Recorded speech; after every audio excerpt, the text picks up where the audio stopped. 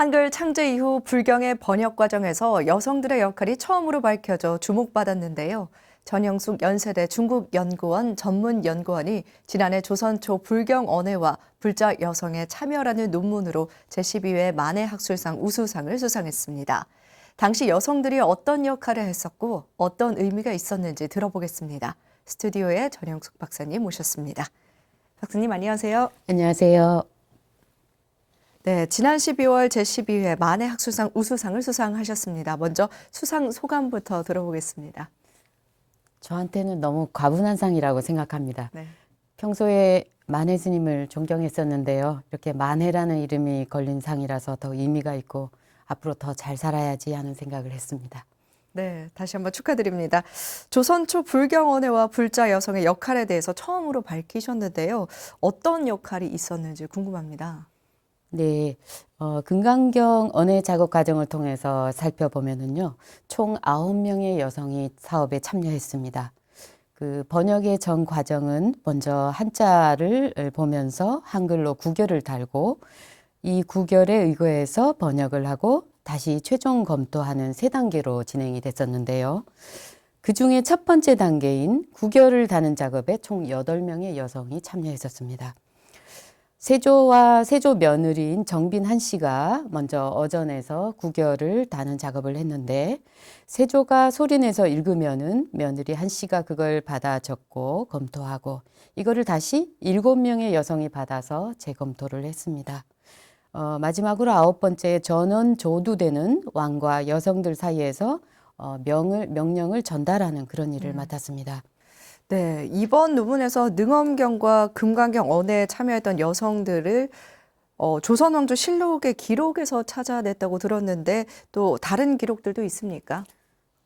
여성이 그 언해 작업에 참여했다는 사실은 금강경과 능엄경 언해 발문에 적혀 있습니다.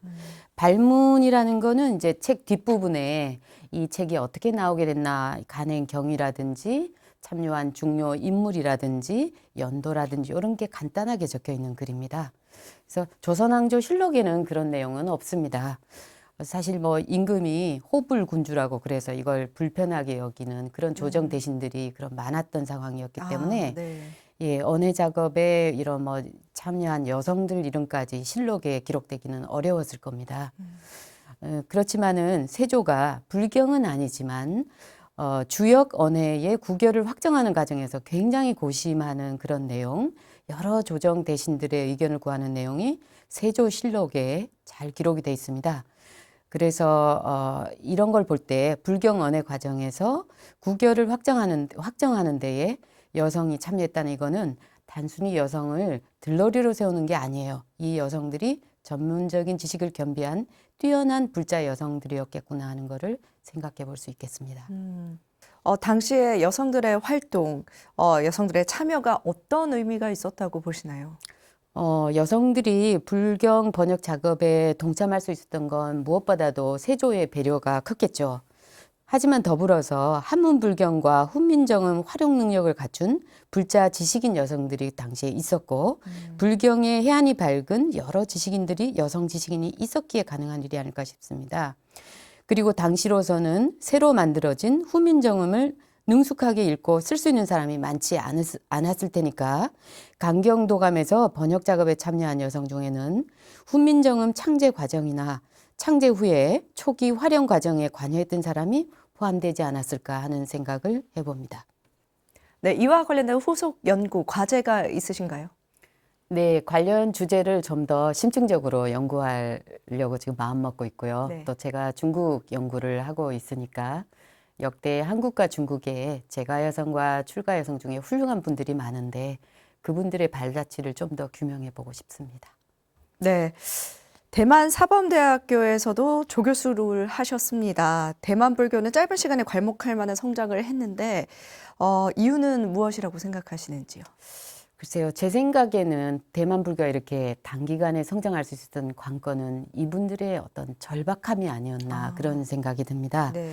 대륙에서 도망쳐서 살아나온 그런 사람들, 그다음에 대만에서 살고 있던 그 원주민들이 네. 각자 이제 굉장히 그 어려운 환경에 처하게 되었죠.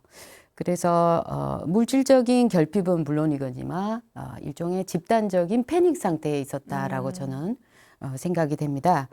그래서 이 틈새를 불교가 잘 파고들었다고 봅니다. 불교계 내부에서도 당시에 어떤 치열한 경쟁이 있었고요. 그 과정에서 불교가 더욱 단련이 되어서 훌륭한 출가자와 제가자들이 많이 배양이 되었습니다. 또 산업화에 따라서 많은 농촌 인구가 도시로 들어왔는데 농촌에서 어떤 혈연 중심의 그런 정서적인 유대가 이제 없어지게 된 거죠. 물론 이제 경제 개발하면서 대만에도 어떤 경제적으로는 굉장히 풍요를 빠른 시간에 이루었지만요. 그래서 그런 정서적인 유대를 나눌 수 있는 역할을 불교계가 아주 잘 해냈다고 생각이 듭니다. 그래서 이때 수행이 잘 된 훌륭한 그 출가하신 스님들이 각 분야에 아주 뛰어난 그런 제가자들하고 함께 힘을 합쳐서 오늘날 대만 불교를 이루었다고 봅니다. 네, 그러면 대만 불교와 비교해서 한국 불교의 발전을 위해서 우리가 필요한 것은 무엇이라고 생각하시는지요?